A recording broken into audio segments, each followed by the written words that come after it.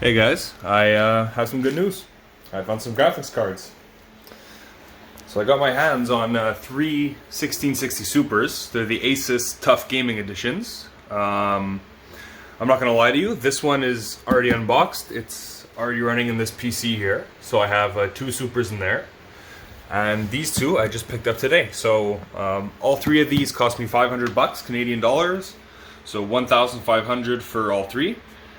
And I plan on putting at least two of these today in this guy, so I'll have a few things to do. One of those, and probably the first one, will be flipping the support bar around because the super cards are too short to fit in here.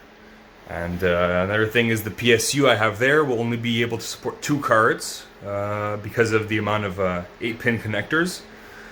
So if I want to run more, I will have to swap with one of these PSUs, which I'll have to eventually do. So I'm just going to unplug this stuff here.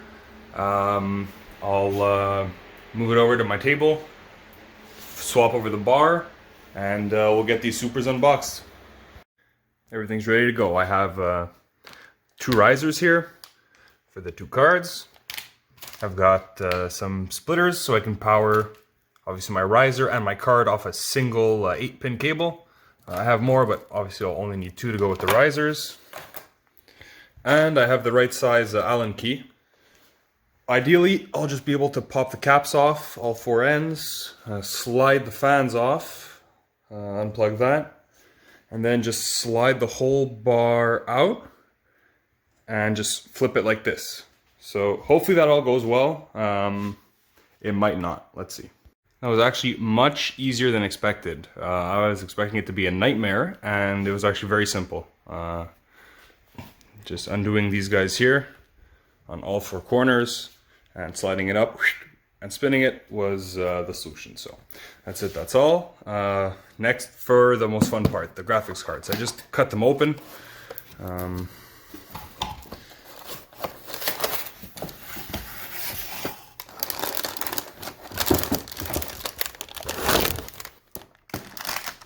we go.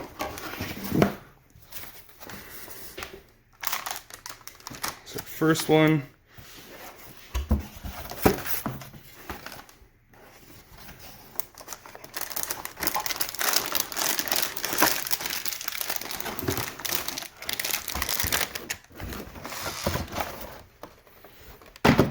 Sorry. And the second one. So basically what's left is I have two VGA cables already coming out of this guy. So I'm going to get these undone. I'm going to put them in the rig. I'll get the VGA cables ready, and then I'll come back when I'm ready to put in the splitters and the risers. We're almost ready to go. The cards are unboxed. I took all the plastic film off them. Ready to go. I have both my PCIe 8-pin connectors here with the splitters. One's going to go to the card, one will go to the riser. Speaking of risers, they're ready to go here as well. Obviously, I put them in the X16 slots first. Normally what I would do is put one card in, boot into Windows, make sure everything's okay, put a second card, and so on till 6. But since they're both going in X16 slots, and I'm confident, I'm just gonna slap both cards in there. So I'll put the cards in there, connect both of the connectors, and stick this back in the Amazon shelf and see what we get. And we're done. You see both cards are plugged in, one in the card, one in the riser from the splitter, and that's two VGA cables coming out of here. I also plugged in the fan controller here, so let's see if we can get that working. So everything should be plugged in properly now, and we'll put this back in the rack and see if they're both detected in Windows. Hopefully so. Here we go. Everything's working. You can see the fans going with the RGB. Both of the cards are seem to be going okay.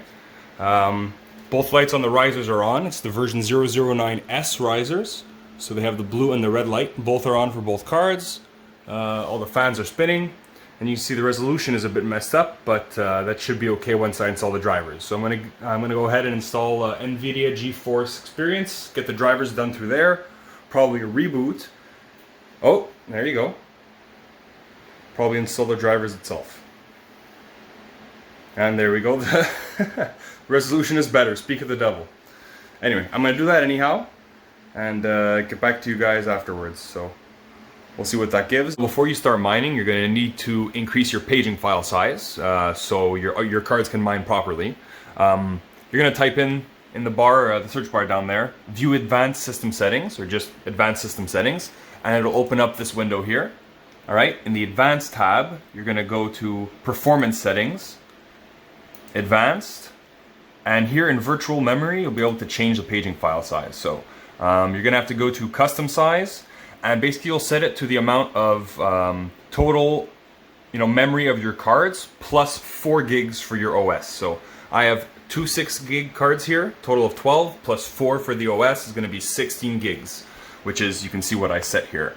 So you're going to want to set that.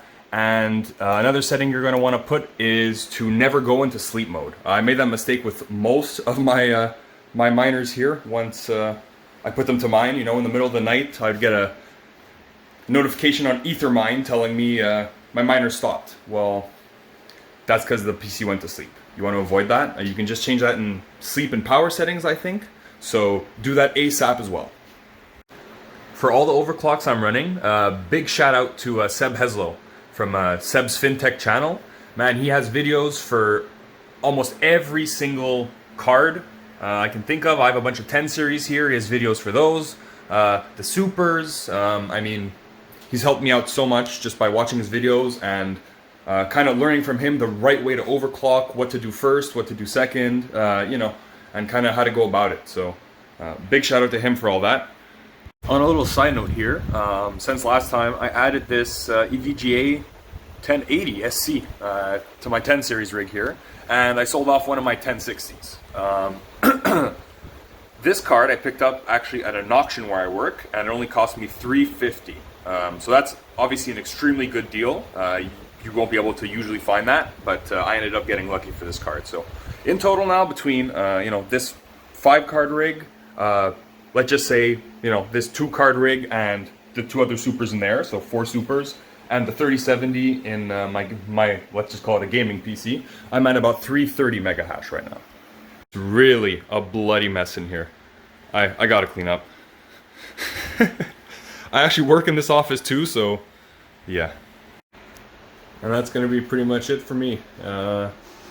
Installed the drivers, I got the miner going, some basic overclocks, up the paging file size accordingly, and everything worked basically the first time. I'm using T-Rex miner with the locked core clock, and you can see here I'm drawing very little power, 75 watts and 65 watts for over 31.5 mega hash per card.